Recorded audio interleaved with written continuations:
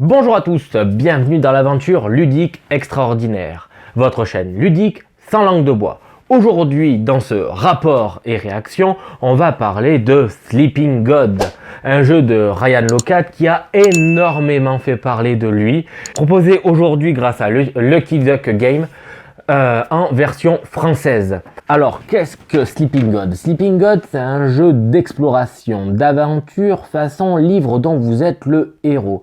Imaginez, vous êtes un équipage de 9 marins qui, à travers votre traversée vers New York pour aller voir le papa de la capitaine Odessa, qui est mourant, vous vous retrouvez projeté dans un monde où des dieux endormis vous appellent pour être éveillés. L'idée est d'incarner donc cet équipage représenté par un petit bateau que vous allez faire naviguer d'île en île. Vous allez créer vous-même votre histoire, créer vous-même et choisir vos quêtes. Tout ça pour en définitif aller chercher des totems qui vont être des objectifs, des accomplissements de fin de quête. À la fin de la partie, un certain nombre de totems ouvrent une certaine quantité de fins possibles. Je n'en sais pas plus. Je me suis gardé un maximum de secrets. Je n'ai pas voulu être spoil une seule fois, donc je ne peux pas trop rentrer dans les détails. Ceci dit, accrochez-vous parce que Sleeping God, c'est une aventure de 20 heures environ. Il y a de quoi dire, ça c'est certain, donc on y va.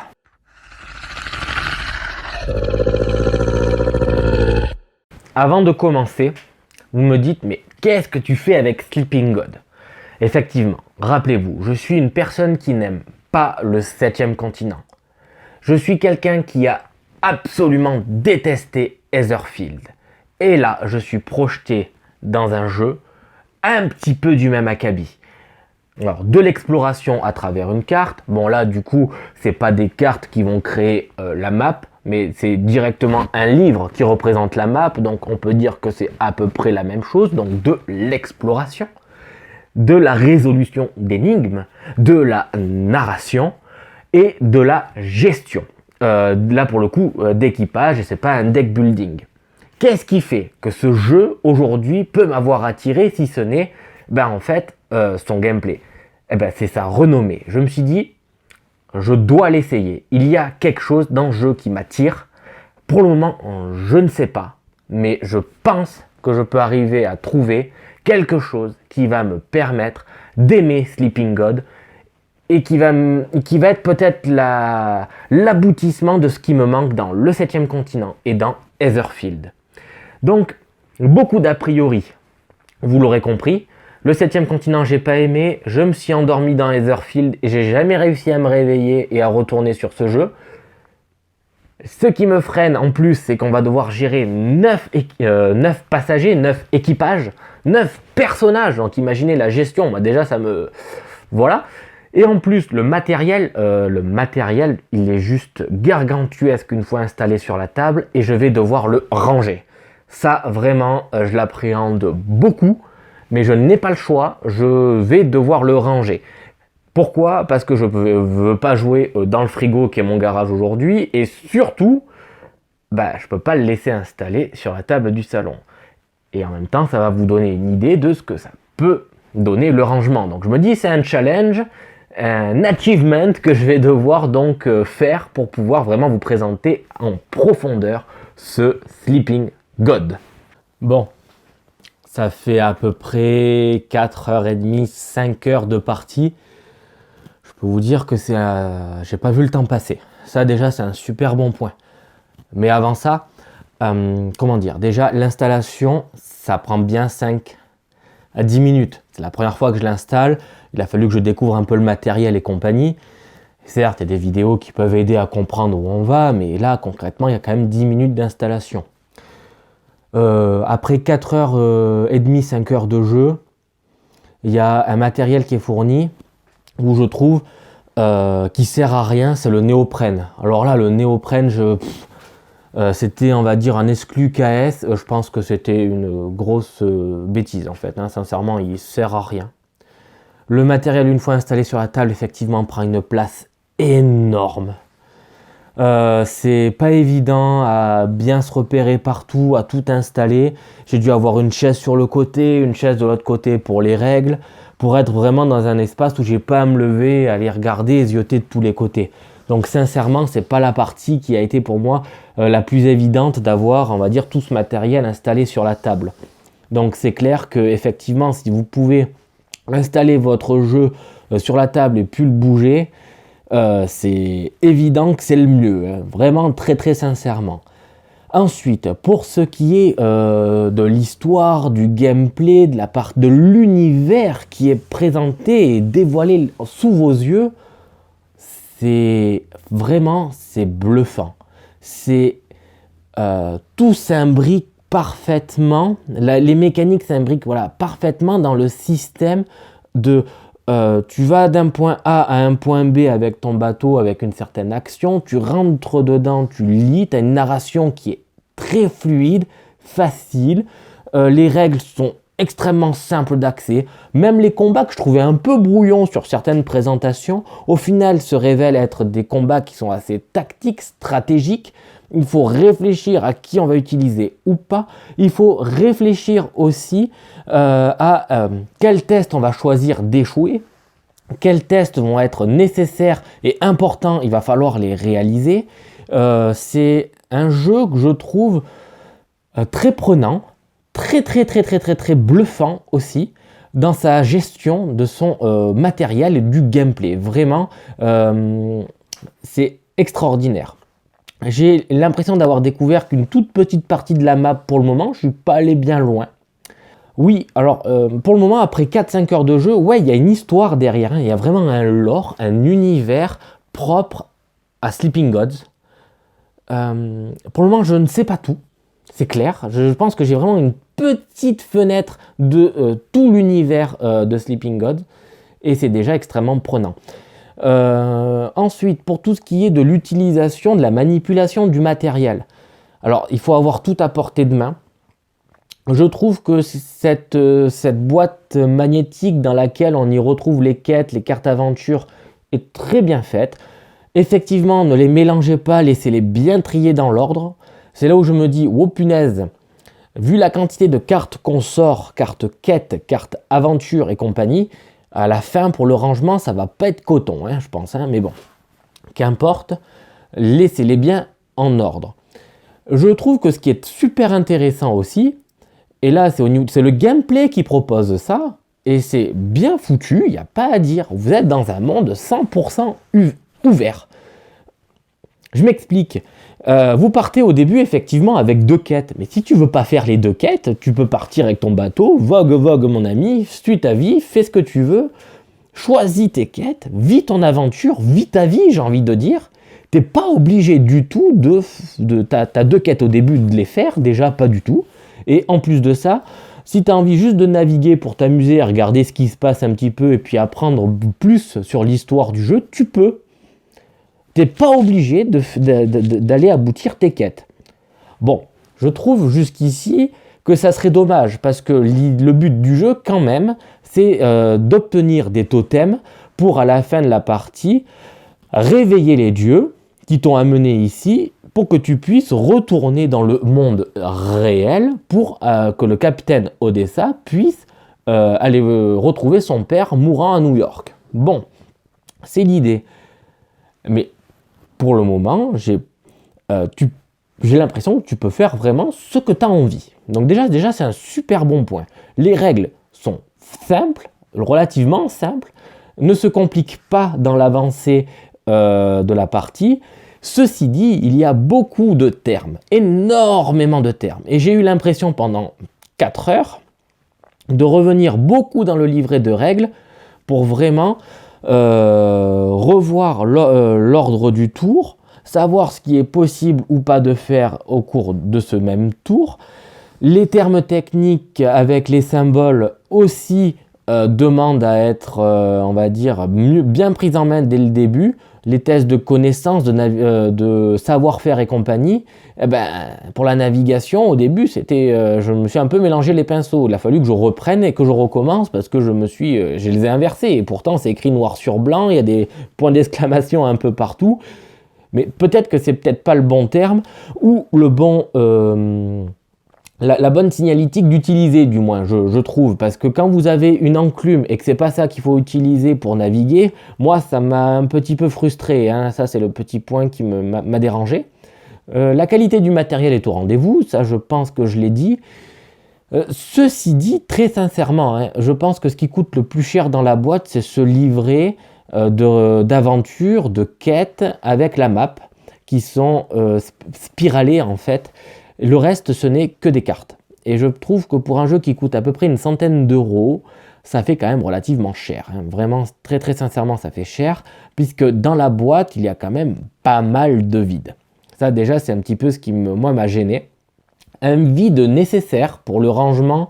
Donc je vais y venir juste après, parce que j'ai dû ranger le jeu là, hein, voilà. Donc c'est fait. Pour ce qui est de la rejouabilité, l'envie de continuer, on va dire, à continuer l'aventure, au bout de 4-5 heures de jeu, étant bluffé, je me dis, mais où on va?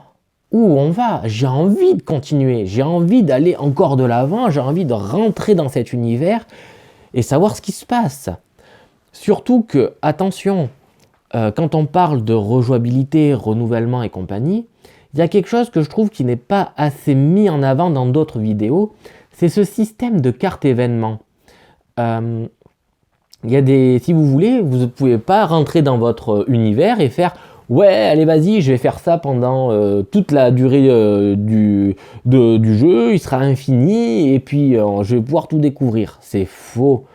Vous avez un deck événements qui va des événements, on va dire, les plus souples aux événements les plus meurtriers, entre guillemets, hein, d'accord?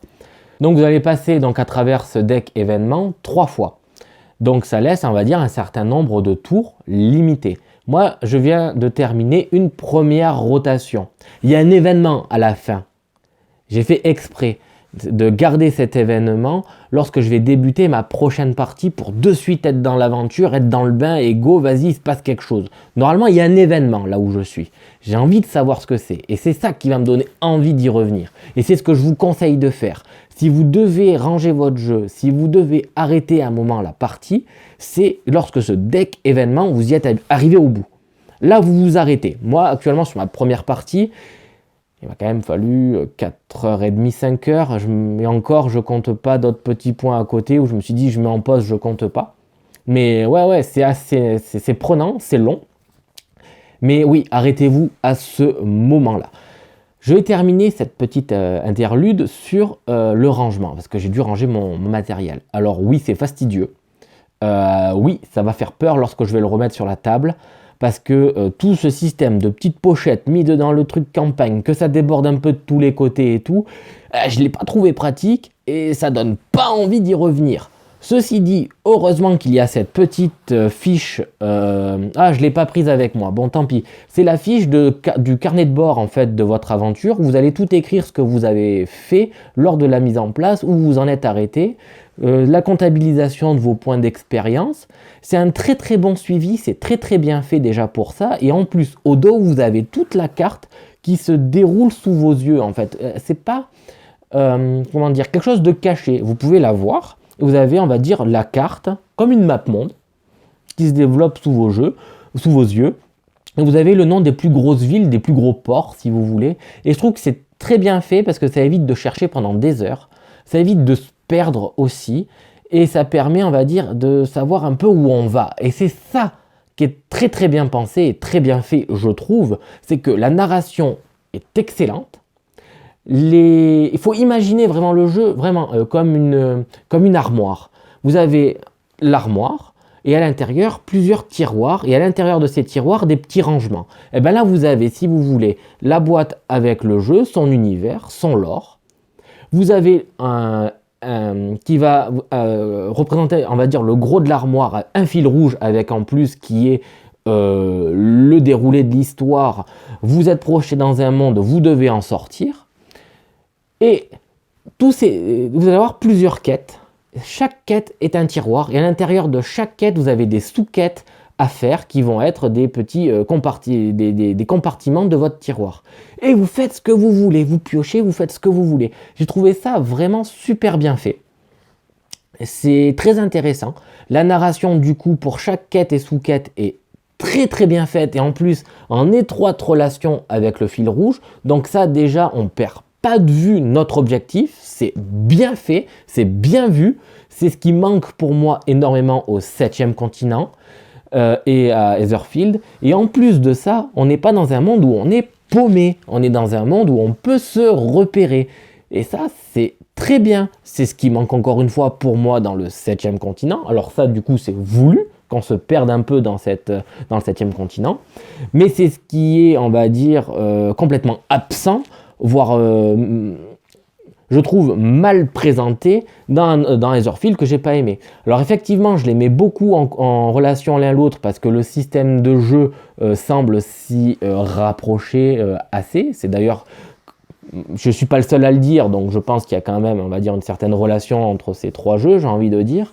Et par rapport à un livre dont vous êtes le héros pur que vous lisez, eh ben c'est extrêmement bien fait aussi, parce que vous avez votre livre de quête, vous lisez, vous allez, donc rendez-vous au chapitre machin, tac, tu vas à ton chapitre, tu finis, tac, tu as fait ta quête, pouf, tu retournes au bateau, et c'est reparti, tu vas réouvrir un nouveau tiroir de ta commode. Bref, jusqu'ici, bluffant, et très hâte de revenir donc au jeu, à ma partie qui d'ailleurs sera demain. Bon, ça y est, je viens de faire ma deuxième session de jeu, donc effectivement, comme prévu, le début de l'aventure est assez bourrin. On rentre d'entrée de jeu avec un événement combat difficile, où là on te montre que t'es qu'au début de l'aventure, mon pote, accroche-toi, il va falloir que tu fasses quelque chose. Donc là, c'est vrai qu'on se retrouve avec un équipage où on se dit, effectivement, ils étaient un tout petit peu stuffés, quoi. Ils avaient un petit peu des objets. Là, tu dois tout retirer et tu dois recommencer. Et d'ailleurs, c'est ce qui est logique, sinon tes personnages prennent trop en puissance, à mon avis, au cours de l'aventure.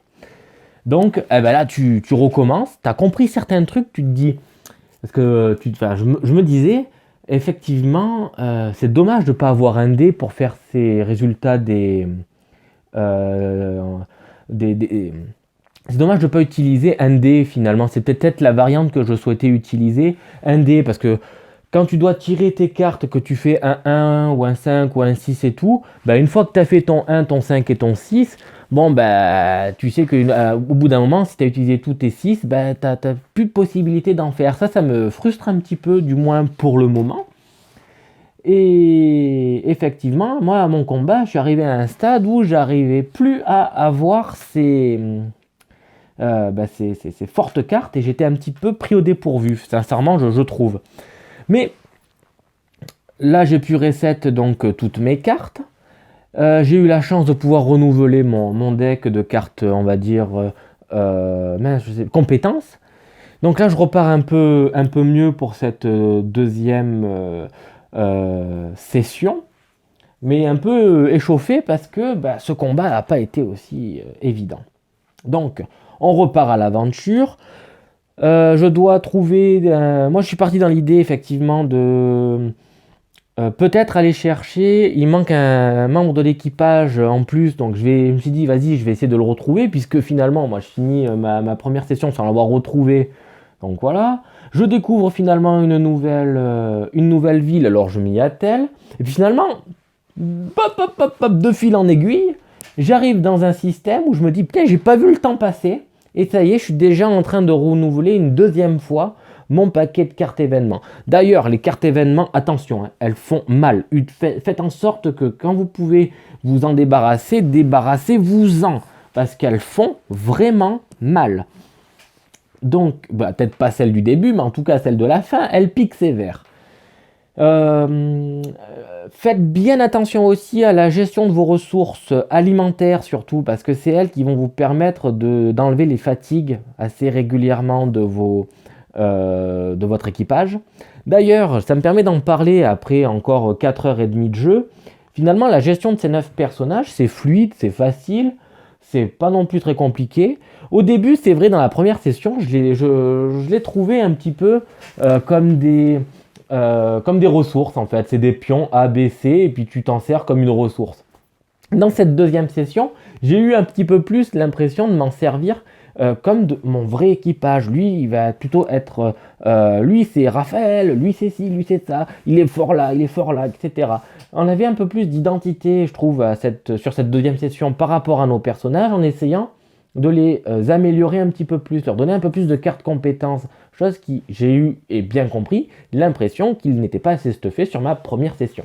Donc là, j'essaie de faire en sorte de les améliorer. J'ai pas l'impression que ça a été aussi flagrant que ça, hein. J'ai essayé, mais ça n'a pas, à mon avis, été assez payant, parce que c'était pas non plus évident hein, comme deuxième partie. Parce que en fait, je n'ai pas voulu prendre de risques. J'ai joué vraiment petit joueur, j'ai l'impression. Et on a réussi à avoir quelques totems, hein, quand même, ça c'est sûr.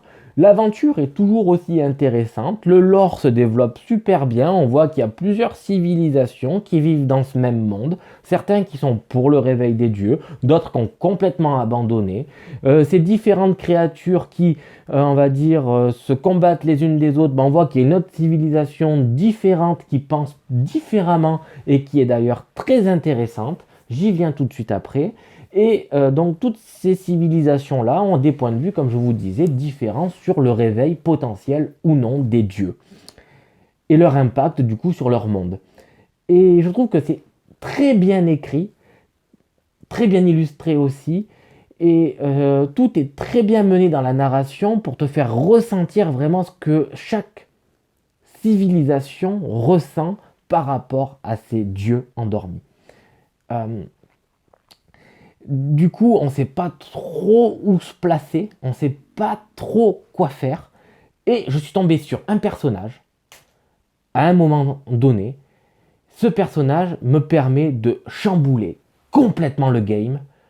Et je me suis dit, bah, go, je me lance dedans, je vais utiliser ce personnage. Et c'est là où je me suis dit, j'arrive à mon deuxième roulement de deck événement. Et sur ma carte, j'ai très peu exploré. Vraiment très peu. Et je me dis, ah ouais, le monde est vraiment super grand. L'histoire, l'aventure, le lore de Sleeping Gods est gigantesque. Et j'ai bien compris que à la fin de ma partie, je ne connaîtrai, je pense que un tiers, maximum un quart, allez, un quart, un tiers du jeu au final. Et je me dis, waouh! Bon, bah ça y est, je viens de terminer ma dernière session de Sleeping Gods. En un mot, waouh, vraiment waouh. Alors, j'ai repris avec donc le deuxième événement. Là, c'est des choses qui sont obligées d'y passer par là. Ce deuxième événement, à la fin de ce deuxième roulement de deck événement, n'était pas aussi, on va dire, coriace que le premier, mais permet une bonne transition pour la fin de la partie. Vraiment. Il est nécessaire de passer par là. Je veux pas trop vous en dire, ça va vous spoiler et ça serait dommage. Ceci dit, moi, quand j'ai recommencé ma partie, après cet événement-là, je me suis dit, bah ça y est, j'ai une nouvelle direction qui m'est donnée par un personnage, je vais devoir les accomplir. Et c'est là que tu te rends compte que tu ne peux pas tout faire dedans ta première partie. C'est là où tu te dis, ok, j'ai comme mission aller chercher des totems, entre guillemets, pour retourner dans le monde, dans le vrai monde. Donc, il faut réveiller les dieux. Mais sur cette dernière session, il te tombe tellement de choses sur l'histoire, le lore, le machin, plus le personnage qui te fait un petit peu tout modifier, d'autres personnages que tu rencontres et compagnie, que tu sais plus du tout où tourner la tête. Tu peux retourner ta chemise comme tu veux parce que le jeu te propose ça aussi. Si tu as envie de te retourner contre des personnes avec qui tu t'entendais bien, tu peux te retourner. Si tu veux aller avec des personnes que tu n'aimes pas, bah, tu peux aussi, tu as le droit, hein, bien sûr. Tu veux te combattre avec, tu peux aussi. Et si tu as envie de rien faire, tu peux aussi. C'est ça qui est vachement bien dans le jeu, tu peux vraiment tout faire. Et donc, moi, j'ai avancé, j'ai continué ma quête par rapport donc au personnage que j'ai rencontré dans ma deuxième session. C'était ce que j'avais envie de vivre, le suivre. Il me parlait, ce personnage. Et t'arrives dans une aventure où tu apprends plein de choses. Tu as une manière d'aborder le... Je vous dis, t'as une manière d'aborder le jeu d'une manière complètement différente quand tu arrives dans cette troisième de roulement de deck parce que tu te dis, j'ai pas le temps. J'ai pas le temps. J'ai plus le temps. Ça va trop vite. Le jeu va trop vite. Alors que tu as déjà passé plus de 8 heures à jouer. Hein. Et il te dit, j'arrive à la fin. J'arrive à la fin. Il me reste plus de temps pour réussir à tout faire. Est-ce que je vais réussir? Est-ce que j'ai ce qu'il faut? C'est cette petite partie de stress là qui arrive à la fin sur ce dernier roulement de deck événement où tu vas prendre des risques à tous les tours pour essayer d'avancer un maximum dans le jeu. Et là, tu arrives à un stade où tu te dis, il faut prioriser, il faut mettre des priorités sur certaines choses. Alors moi, j'ai choisi un axe particulier pour avancer dans mon jeu. Et je me suis dit aussi, punaise, tous les personnages que j'ai, au final, on commence à s'y attacher. Enfin, ça y est, nos personnages, ils ont quelque chose qui, pour nous, parle. On les développe, on les axe plus pour le combat, on les axe plus pour la navigation, on les axe plus pour faire du travail particulier. Lui, on va faire de la bouffe. Ces actions-là sont intéressantes sur le bateau. On fait plus de combos pour les combats, etc. On commence vraiment à développer une certaine tactique et stratégie qu'au début, on n'avait pas ou peu.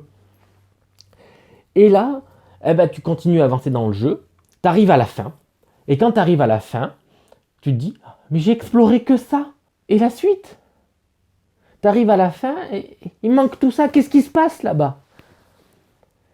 Et donc déjà, tu as cet aspect, c'est un petit peu frustrant, mais c'est pas frustrant dans le mauvais sens, c'est plus frustrant dans le sens, mais il faut que je refasse une partie, qu'est-ce qui se passe là-bas? Déjà, ça c'est la première chose. Et tu arrives à la fin.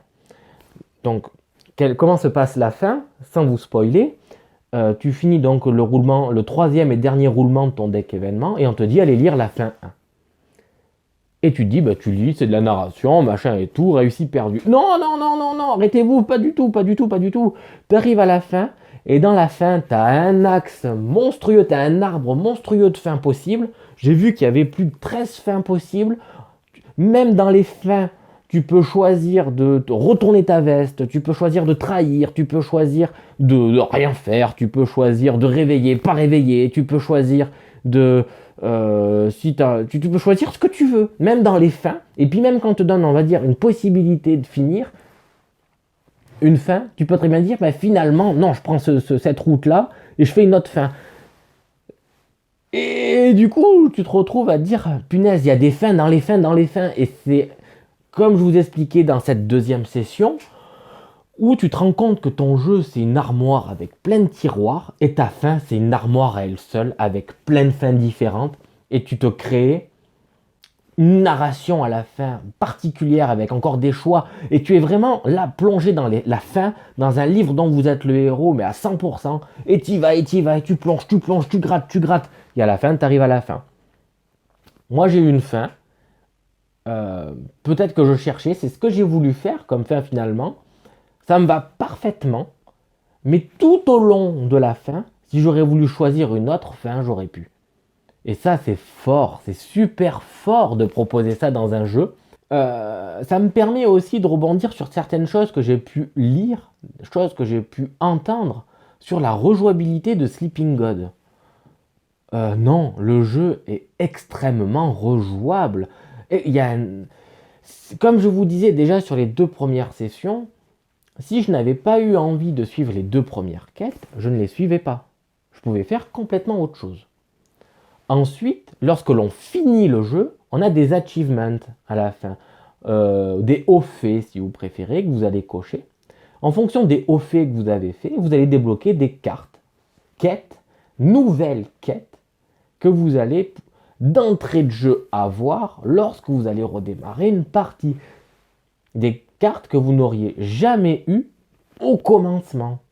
Et quand vous allez commencer donc votre nouvelle partie, avec ces nouvelles cartes quêtes qui viennent s'additionner, peut-être qu'un nouveau pan de l'histoire s'ouvre à vous, Et peut-être que c'est là où vous allez avoir toutes les réponses qui manquent aux questions que vous avez à la fin du jeu.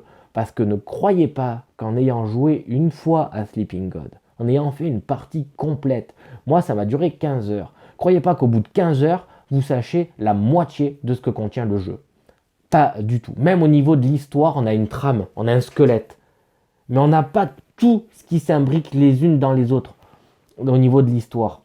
On a vraiment la construction et l'aboutissement d'un jeu extrêmement bien pensé sur le côté narratif. C'est son point fort. C'est ce que j'affectionne particulièrement dans ce jeu. C'est que on peut faire ce que je veux. Les fins sont pensées pour si vous n'avez rien voulu faire. Il y a une fin qui est pensée pour ça. Vous avez des fins qui sont pensées pour le nombre, pour le résultat que vous avez eu tout court, pour les personnages que vous avez rencontrés.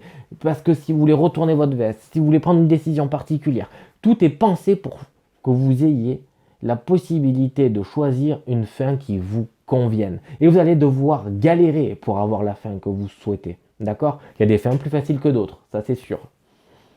Ceci dit, je trouve que c'est super fort d'être arrivé à ce stade-là du jeu. Alors c'est vrai que dans ce que je dis, je pars peut-être un petit peu dans tous les sens. Va falloir que je me pose pour faire un bilan complet là-dessus, que je puisse, on va dire, sortir un peu de la hype que j'ai là actuellement sur ce jeu, que je trouve extraordinaire, hein, vraiment. Mais il est bluffant, ça, il n'y a absolument rien d'autre à dire. Mais pour revenir sur la partie rejouabilité, renouvellement, de par ces nouvelles cartes que vous allez acquérir au début, vous allez, comme je vous disais, ouvrir un nouveau pan de l'histoire, à mon avis, une nouvelle possibilité de découvrir, arpenter les mers du jeu de Sleeping God. Et pourquoi pas choisir, atterrir, trouver une autre fin. Une fin, encore une fois, alternative. Je vous le dis, les fins, il y en a plein différentes. Et il y en a tellement que elle va vraiment se rattacher à l'histoire que vous avez vécue. C'est vraiment extraordinaire. Et quand on me dit, oui, mais on ne peut pas y rejouer, ça donne pas envie. Mais vous êtes fou. Quand vous prenez un bouquin, un bon bouquin que vous avez lu, que vous retournez dessus, que vous le lisez, que vous en avez une deuxième lecture, une lecture secondaire, une troisième lecture, une quatrième lecture dessus, vous vous ennuyez pas dans votre bouquin, dans votre bon bouquin. Vous l'avez juste lu et peut-être perçu des choses complètement différentes. Ben, Sleeping God, c'est comme un bon bouquin.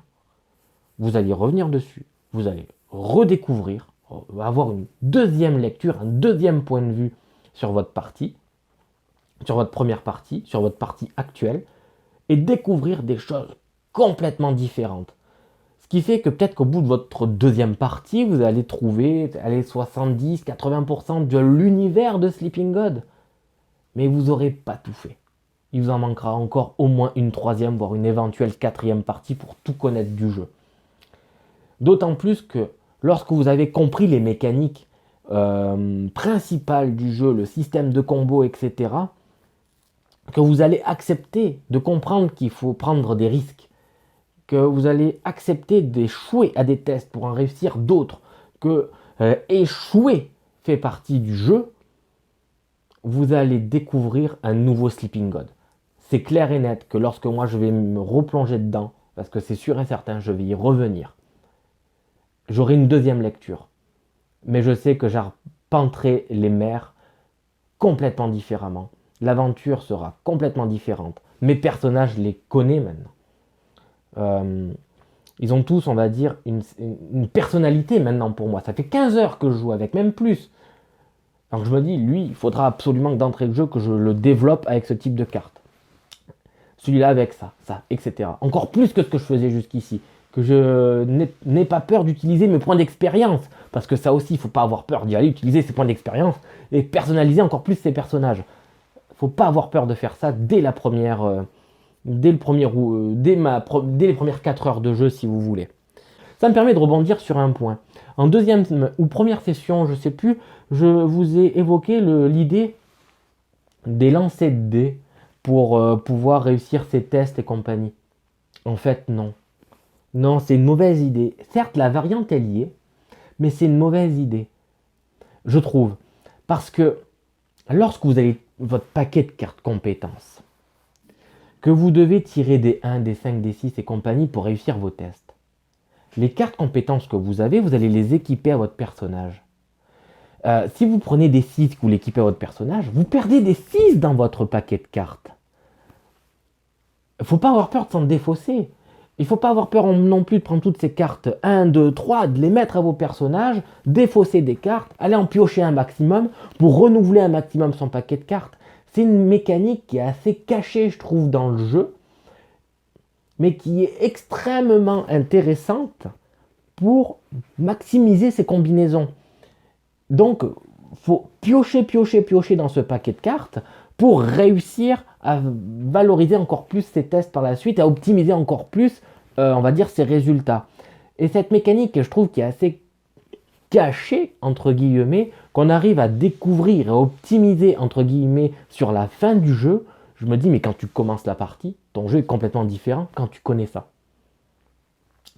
Et c'est un jeu où, tout au long de votre première aventure, c'est vraiment conçu comme une histoire. Au début, tu connais rien du monde, mais tu connais rien du jeu aussi. Et plus tu avances dans le jeu, plus tu connais le monde et mieux tu connais le jeu aussi.